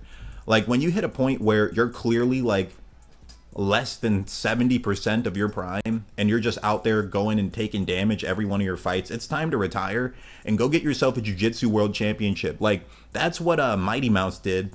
That's the smartest way to retire as a UFC fighter. Like, I think every UFC fighter, once they're like less than 70% of their prime, they need to stop fighting, get a world championship in jiu-jitsu, and then start a YouTube channel. And then monetize the whole thing. That's literally word for word what Mighty Mouse did. Because I saw him do that, and I'm like, that's literally genius. Because Mighty Mouse, like, the reason I say jiu-jitsu is because you're still training martial arts. You can still keep training in your jiu-jitsu gym and all that stuff. And you still get to like satisfy the desire to be a world champion, but now you're not taking brain damage. And the reality is you're actually becoming a better martial artist as a result of it. And you're not just being dumb and like going and getting cooked in a sport that you're not the best at anymore. Like, what Izzy's doing right now is dumb. And it's like, that's just a fact. What Izzy is doing right now is stupid. Like, he is a Hall of Fame level fighter, but he's on a 4-fight losing streak, and it's not just 4 losses, it's 4 KOs. He got KO'd 4 times in a row. You need to stop. Like, he's not even 70% of who he used to be, bro, in terms of fighting skill. And you don't want to continue getting pummeled like that, because eventually it's going to damage his brain. So it's like, bro, please stop and just do jiu-jitsu. Because, like, I'll be honest with you, Izzy's jiu-jitsu is like his weakest part of his game. He's like a purple belt. Do you understand how trash that is compared to like some of these other grapplers? Like I do jiu-jitsu a lot myself, and I am on par. I'm still a white belt, but like when I tell people that, they're like, you're just straight lying to me because I'm a blue belt and you just beat me. That happens all the time. I beat blue belts all the time. So I'm like on par with blue belts, and like I typically only lose to purple belts and up. But it's like, I can tell you, purple belts are fodder compared to a black belt if they're like of the same size and athleticism. Like let's say you take a 180-pound Division I wrestler who's a purple belt in jiu-jitsu and a 180-pound Division I wrestler who's a black belt in jiu-jitsu. The purple belt's just going to get subbed over and over again. There's actually videos you can watch that explain what I'm talking about.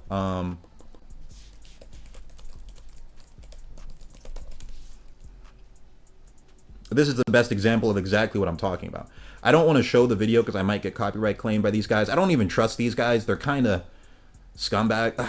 I don't like calling people scumbags on stream, but like this is a jiu-jitsu team. And I don't really like these guys because of like some of the stuff they've done. But this guy here, Craig Jones on the left, he is a black belt. And this guy on the bottom here, he is at this point he was like a purple belt, but he was better than most purple belts. This is like the highest level of purple belt versus like the highest level of black belt. And they roll for like 10 minutes and he taps him out like 10 times. It's just him getting cooked over and over and over again. And if you took Israel Adesanya and had him go against the guy on the bottom here, the guy on the bottom here would like tap Izzy out 10 times in like 10 minutes. So it's like there's levels to jiu-jitsu, and Israel Adesanya, like if I were to scale jiu-jitsu power scaling the same way I scale Hunter x Hunter, Izzy Adesanya's jiu-jitsu is like Phantom Troop arc gone, and he could reach like Netero levels. But instead, he's just choosing to go in the cage and get punched in the head at something he's nowhere near as good at. It is stupid, bro. Like, it actually annoys me, bro. Like, I'm on a UFC tangent right now. It actually annoys me. I look at people like Izzy Adesanya, a lot of fighters. This applies to a lot of fighters, but Izzy mainly, because he's already achieved everything you can achieve in UFC. He like has performed Hall of Fame level KOs. He's been called one of the best strikers to ever grace the sport. He's done anime references in his fight. You can't do anything more, bro. Stop. Just go to jiu-jitsu already. Your jiu-jitsu's trash. Like, if I had a jiu-jitsu, like, literally me, bro. If I had a jiu-jitsu match with Izzy Adesanya, I would give him a hard time. Legit. Just me. Why isn't he working on that? That, like, I look at that, I'm like, bro, literally me right here. I could give you a hard time in jiu-jitsu. And you want to do UFC? Go to jiu-jitsu, bro. You're done. It's like, I look at that, it's like, it annoys me, bro. And you look at, like, a lot of, like, the high-level UFC fighters, they're just surrounded by yes men. They're surrounded by people saying, like, oh, bro, go train with David Goggins, bro. That's going to get you right. Bro, you're going to throw up on camera and then get KO'd in the cage. Like, you're not thinking, bro. What are you doing, dog? Dweller, yeah. I mean, I'm saying Craig is hot. Like, I was just trying to use it to show you guys the difference between a black belt and a purple belt of the same, like, strength and stamina. Like, because I'd say Craig Jones is, like, the highest level possible of black belt. Yeah, he's top 5 in the world for jiu-jitsu. Yes, he is. But I would say in terms of purple belts, J-Rod was probably top 5 in the world for purple belts, too.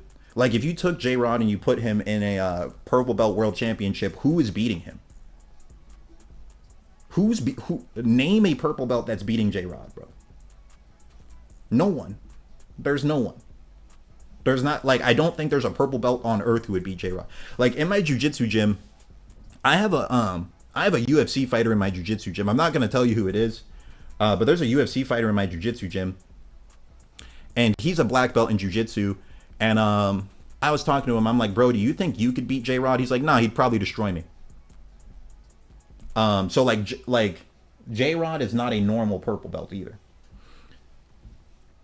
And, like, people in my gym were talking about it. They're like, Lilo, why would you even ask him that? Literally everything he's good at, J-Rod's better at. What are you talking about? That's what they were all saying. Soy Sauce, what's your height and weight? I'm 5'11", and, like, right now I'm, like, 170. The heaviest and strongest I've ever been, like, 2.5 years ago, I was 210. I was on the craziest bulk of my life. Just bulking and lifting is like that. I told myself that was the last bulk I'd ever do. And I got to 210. And, like, I think the highest bench I ever had was 265. And then from then on, I just said, all right, it's just pure jiu-jitsu for me.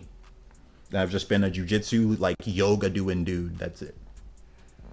I do jiu-jitsu, I do yoga, and I hit the pull-up bar. That's all I do for the training, man. The jiu-jitsu, yoga, pull-up bar. Like, basically, if you want to get in good shape, read Baki, and then just go do some martial arts. That's all you need. Okiness, thank you for another donation. You said, well, I appreciate that a lot, Okiness. Thank you, bro. You said, if Chrollo succeeds in stealing the treasures, how much would Skill Hunter evolve? And could he kill Postmortem Nen Hisoka? once he evolves again, he probably will cook Hisoka. Because like Chrollo's pretty good at estimating how powerful his opponents are and like preparing for how to defeat him. Like Hisoka versus Chrollo proved that he didn't just beat Hisoka. He like at most mid diffed him. He had abilities he didn't even use and still beat Hisoka. He got hit twice the whole fight. He really dominated him. So like Chrollo's good about judging how strong someone is and like figuring out what he needs to do to improve. So like if Chrollo evolves his skill hunter again, he's going to be at a level where Hisoka is just going to lose. It might be a similar situation to how their last fight went. So he'll be a monster. Like once Chrollo evolves again, then you can start making an argument for Chrollo giving the Royal Guards a hard time. He might be like approaching Royal Guard level, to be honest, once he does that. It depends on like what ability he's going to get from it, but if he gets to a point where he can mid-diff post-mortem then Hisoka, then I'm going to start saying Chrollo might be a low-end Royal Guard tier. Tariq, you said make a video about Zig Zoldyck, please. I could do that too. Maybe a short. Lilo is 6'7", 210. No. Bro, that would be insane. Low-key, bro, I did wrestling in high school, and I weight cut all throughout high school, and like me and my cousin talk about it a lot. Like me and him both weight cut in high school, and we're both exactly 5'11", but like the other dudes in our family are all like 6'2", and we're both exactly 5'11", and we're both the only ones in the family that did wrestling and weight cut, and it's just our own headcanon, but we're like, dude, if we didn't weight cut, we'd probably be 6'2". We always say that.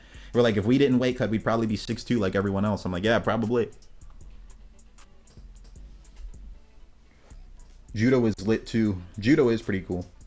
I like jiu-jitsu because it's just like the UFC of grappling, because in jiu-jitsu you do judo as well. Like jiu-jitsu, you do everything. So like in jiu-jitsu, you're doing wrestling, you're doing judo, and then you're doing just like the jiu-jitsu submission holds all together. Because I've done wrestling, I've done a little bit of judo, and then I've done jiu-jitsu, and I realized, oh, when I'm in jiu-jitsu, I can just do everything. But when I was in wrestling, you're not allowed to do like half the stuff you can do in jiu-jitsu. You can't do chokeholds. You can't do like any ground game stuff at all. And when you're in judo, you can't attack the legs. But when you're in jiu-jitsu, you can do it all. So that's why I just prefer jiu-jitsu, bro. But this team here, I really dislike this team. Bro, you guys don't have any understanding of like the amount of videos I could do just ranting about these guys. I like my friends in real life. I've literally sat there yapping about how much these guys annoy me, just because of some stuff they did. I'm not even going to go in detail about it on the stream because I'm not trying to get involved in their drama. But these guys like attract drama to themselves by doing really stupid things. And they're like kind of bad to their team members. Like this is the one jiu-jitsu team that like actually grows a social media. Like look at this, 420K subs. That's humongous. And they also are the ones who are in charge of running CJI, which is the biggest jiu-jitsu tournament in the world. It's the only jiu-jitsu tournament where you can win $1 million. And now they're adding UFC. They're adding a like jiu-jitsu segment to UFC. It's 100% because of these guys. It's because of them. If it wasn't for these guys, UFC would not be adding that. It's just a fact. They wouldn't be. Like these guys are the ones that are proving to people jiu-jitsu can be profitable and make money, because ADCC was running jiu-jitsu for a long time and they were just kind of running it into the ground. They were only promoting one athlete and everyone else was just kind of being like treated like dirt. And then these guys were the first ones who are like, look, we'll just put our own tournament together. We got our own YouTube channel going, and this tournament's going to be for $1 million. And they put that together, built the name of jiu-jitsu a lot, just these guys. But they have like a lot of like sketchy stuff with these people. And I could literally do a 2-hour video just like ranting about this. But my friends in real life know like what I'm talking about, because I've like ranted to them about it so much. They're like, Lilo, stop talking to us about this, bro. None of us care about jiu-jitsu. I'm like, all right.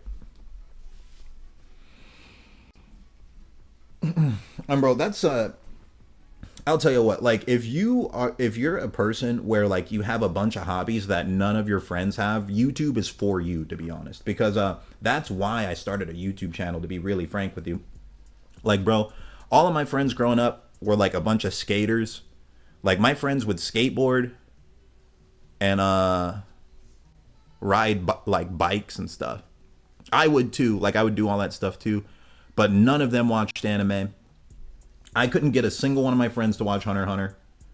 I'd be like, I remember being like 15 years old watching Hunter x Hunter, and I would go to them and I'd be like, bro, you guys have to watch this. This is the craziest thing I've ever seen. They'd be like, Lilo, we don't care. We do not care about anime. We're never going to care about anime. It's trash. It's garbage. Why do you watch that trash?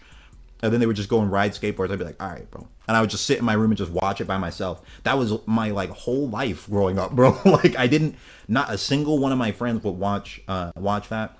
Not a single one of my friends was into wrestling. Not a single, well, one of my best friend, me and him both did wrestling together, but he was like a talent for wrestling and didn't really like study it the way I did.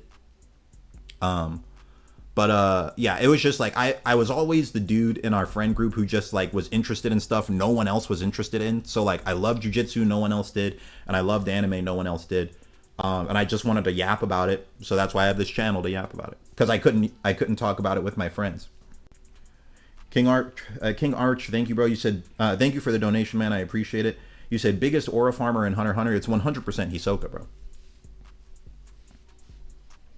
It's 100% Hisoka. Let me get off these frauds channel, bro. Whoops. You guys peep this Kid Hisoka stream? It's a nice one. Real question, will Gon ever recover his Nen in some way? Bro, I don't even like talking about it. He does, well, I mean, he does still have his Nen, he just can't see it.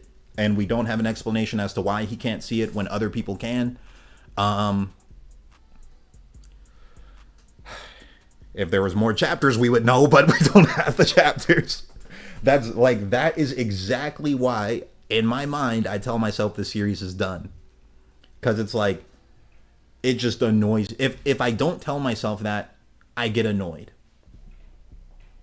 If I don't tell myself that, I get annoyed, bro. Because I remember, I'm not even going to say it. Because I used to have so many jokes about it. I used to have so many jokes about the hiatuses and stuff. But I don't want to say them because it's like kind of disrespectful. Cut to a clip of Killua on the horse during Greed Island. Yeah, where he's just standing on the horse, arms crossed. I mean, well, here's the thing. Like, the reason I don't consider Killua the biggest aura farmer is because I watched Yu Yu Hakusho first. And, like, all of Killua's aura is just like Hiei's aura. And I actually think Hiei is a bigger aura farmer than Killua by a large margin. Whereas Hisoka is like a unique brand of aura farming that like Togashi invented.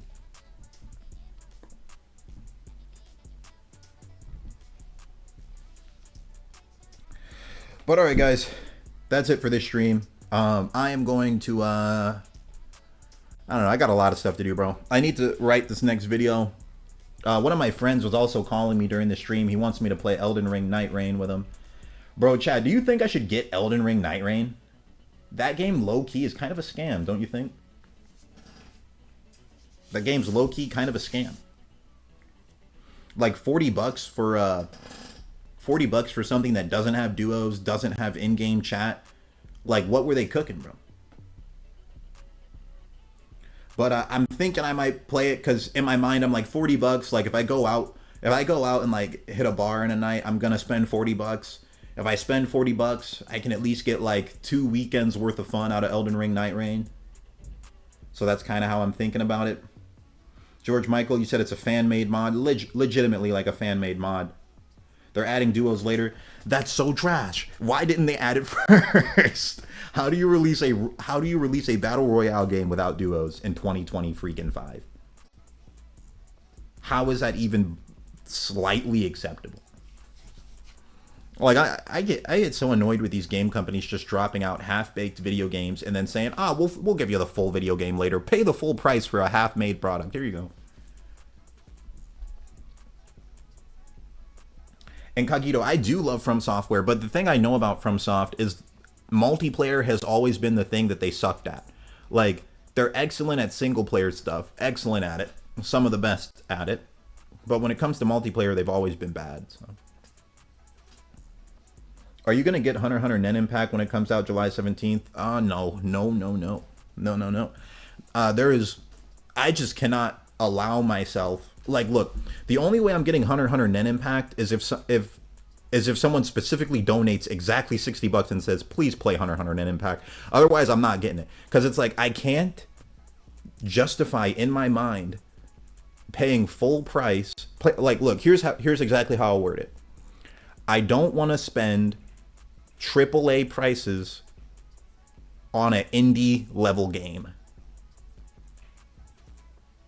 I do not want to spend AAA prices on an indie level game. That game is going to come out for $60 and it has like 12 characters, chat. That's not acceptable, bro. Not just it having 12 characters. Like, when I played the demo, I sat and thought back about it. The demo was better than I thought because I was expecting it to be a 2 out of 10. It's like a 5. It's not a great game. I don't even think it's a good game. If I'm being honest, I don't think it's a good game, chat. I think it's closer to trash than it is closer to great. Like, it's like a 5 out of 10. But if it goes on sale, look, the most I'm willing to spend on that is like $45. And if I spend $45 on it, I'm going to think to myself, I kind of got scammed. That game is really, the honest truth, let me put it to you like this. If those characters were not Hunter x Hunter characters, how much would you pay for that? I'm asking you, chat. If those characters, like, because I have the gameplay right here. Look, I played the game myself. I can show you some gameplay. And we can just take a look at it. We saw the, remember what the story mode was looking like? Hold on, let's look at the story mode first. This is what the story mode is. You just get a slideshow. It doesn't even have audio. It's literally just mute. And you get this trash. Okay, so you know the story mode's unplayable. So really, the only thing you're going to get is online mode. You're going to get this game just to fight people online. Now, here's the thing. I think Gon is cool, Kilo is cool, Hisoka's cool, Leorio's cool. That's fine. But look at some of these alts. Look at this. Look at this. Look at this alt. Does this look like... Hold on. Let me just pause it here. Let me just get a real good look. Let me put this up to the max settings here. This is the... I'm sorry, this is the max. All right. Now, you be honest to me, chat. You guys be honest with me. What console does this look like it's for? You guys tell me. If you're just looking at this, what console would you assume this is for? I think there's a bit of a stream delay, so I'll wait for the... Oh wait, hold up. It was on my own phone. Yeah, I'll wait for this. I'll wait for what you guys think. On the inside, you said looking like a PS1 alt with PS2 graphics. PS2 or PS Vita. The DS. So why would I spend $60 for this? PS2. Why would I spend $60 for this? Why? Like, what I was saying is, bro, a Game Boy Color. Bro, what I'm saying is, if they made this game for a, like, it's a low budget game. It's like admittedly low budget. They made it on a small budget. Why would I spend AAA prices for that? Why? Bro, you guys know the game the new Expedition game that came out? Afro just posted a video on it. Afro probably won't copyright claim me for this. Expedition 33. I was in this live stream, by the way. I was donating a bunch. But, like, look at this game, bro. Peep this game. Afro, please don't copyright strike me, brother. Peep this game, chat. This game is like game of the year. This game is it will probably win game of the year. This was made by an indie studio. Look at how, like, beautiful it is. Look how creative it is. It has a parry mechanic. It has an insane lore. It has, like, all these different combos. Like, you have to time the parries. If you mess them up, you get cooked. It's, like, deeply beloved by pretty much everyone who plays it. The storytelling's insane. This game is $40. This game is $40, chat. Why would I spend 20 more bucks than to get to get what you guys just saw prior. You said it looks like a AAA game. It was made by an indie studio. That's what I'm saying. It's an indie studio and it's charging indie prices. This is $40. You can pick this up for 40. So for people, if you guys think the other game we just looked at is worth $40, this is what a $40 game is right here. Do you really think the other game's worth 40? Look at this. Look at this. Why would I spend? And like the like free roam mechanic is really like nice and smooth. Like, hold on, let me see if I can find. Like you can just free roam around the whole world. There's so much stuff to interact with. This game's incredible. This game, and like the dialogue's insane. Like the story is just beautiful. Like people are saying the story's like one of the best stories I've ever seen in a game. Like a movie level story. The voice acting's phenomenal. They got great actors all throughout it. Like this game's incredible, bro. This game's incredible. Like the cutscenes look great. Like the victory screen animations look good. Like, hold on. Let me see him like win a fight. Like look at the animations in the boss. Like look at the boss battles, bro. Like peep this. Look at these boss battles, bro. They're clean. Like look at all these animations. They're clean, bro. Look at this. It's clean. Look at Afro freaking out, bro. He can't even handle it. He's freaking out. Look at these animations, chat. Afro's freaking out in the top right corner. He doesn't even know what he's viewing. Look at this game, bro. Look at that, bro. What Afro's doing, that's what I'm doing, bro. I can't fathom it either. Okay, that's $40. Now let's go compare that to a Hunter Net Impact, shall we? Something that's gonna cost $20 more, and you tell me if it's worth my money. Okay, like let's go ahead and look at a. Now let's compare it to some some riveting Hunter Net Impact gameplay, shall we?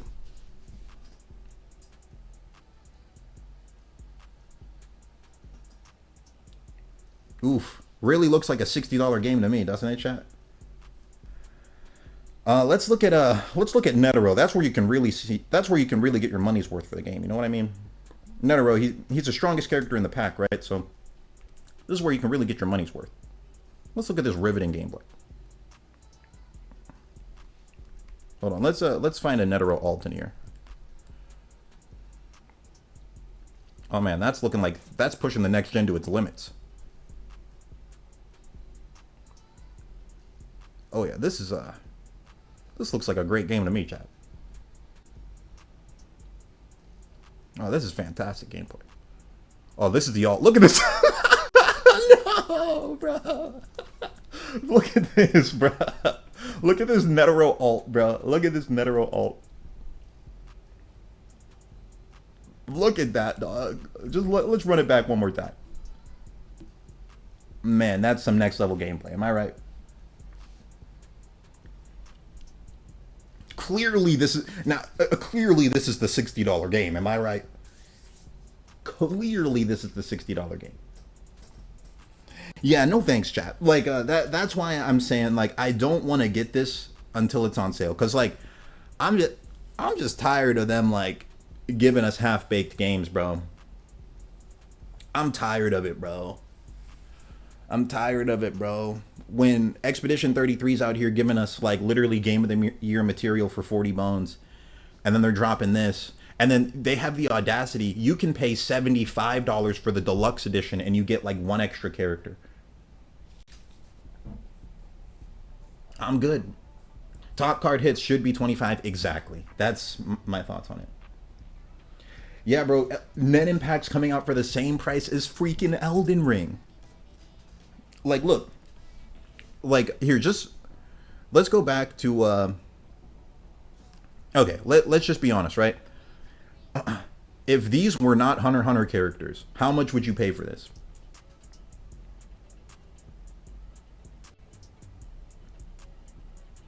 If these were not Hunter x Hunter characters, how much would you pay for this? Because that's what we really need to judge it on. Because, like, for example, Street Fighter 6 can hold its own even without people caring about the characters. I didn't care about the Street Fighter 6 characters. I just wanted to play a good fighting game. You guys realize Street Fighter 6 is the same cost as this, right? Why would I play this when I could play Street Fighter 6? $20, zero because you're yeah, because it's like that's the standard fighting games are actually held to. It's like you have to ask yourself, if I didn't know who these characters were, how much would I pay for this? Because that's like what new people are going to think, right? Like if you want people, like if you want to create new fans through the game, they're not going to know who the characters are. So like you need, when you make a fighting game, you need to ask yourself that question, like if I didn't know who these characters were, how much would people pay? Looks free to play, honestly. Yeah, I agree, bro. Storm, yeah, I agree. Like, honestly, chat, here's my estimation for this game. Something you can do is you can look at active players. You can, like, if you Google, like, for example, you Google Street Fighter 6 active player count. It will tell you, like, how many people are actively playing the game at that moment, at least on PC. And the average number for a fighting game right now is about it's about 7,000 players, like daily on active. It's about 7,000, and then on the weekends it might peak to like 9,000. That's like on the higher end, but like that's honestly, I would say it's more like this. Like most fighting games, they're at like 2,000 or 3,000 daily players. And then like the upper end ones, they're closer to like 10,000, like 7,000 to 10,000 daily players. But the pinnacle is Street Fighter 6, and it's at 30K every single day. And then when DLC drops, it hits 50K. Street Fighter 6 is like the gold standard for fight games right now, in terms of like popularity and like quality and stuff. This game right here is gonna peak at 200 players, bro. Like, well, I think it's going to peak. Like the highest it'll hit, it might maybe hit 1,000, maybe. I don't even know if it'll hit 1,000. And then within 1 week of it releasing, it's gonna drop to like 50 daily players. Because that's what happened with the Bleach game. The Bleach Rebirth of Souls game that came out, it was a fighting game, and people were saying like, yo, this game's gonna be just like Tekken, it's gonna be like Soul Calibur, it's gonna be incredible. The game peaked at 6,000 players. That was the highest it ever had. And then like 3 weeks later, it was down to like less than 100 daily. Like I remember looking at it and it said there's like 80 people in the world playing Bleach. I'm like, yeah, that's what's going to happen with this game too.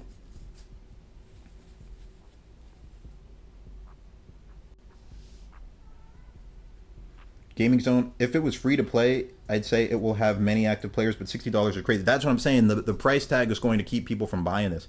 I like, bro, I'm literally a Hunter x Hunter YouTuber and I don't want to spend $60 on this. Imagine just like a normal person who doesn't even watch Hunter x Hunter. They're not buying this. They're not. But all right, chat. I think that's enough. I'm going to I'm either going to get to writing a video. I probably will. It's probably what I should do. Get to writing a video. But all right, chat. Thank you everybody for tuning in. This was a fun stream. Thank you guys. And I'll see you on the next one.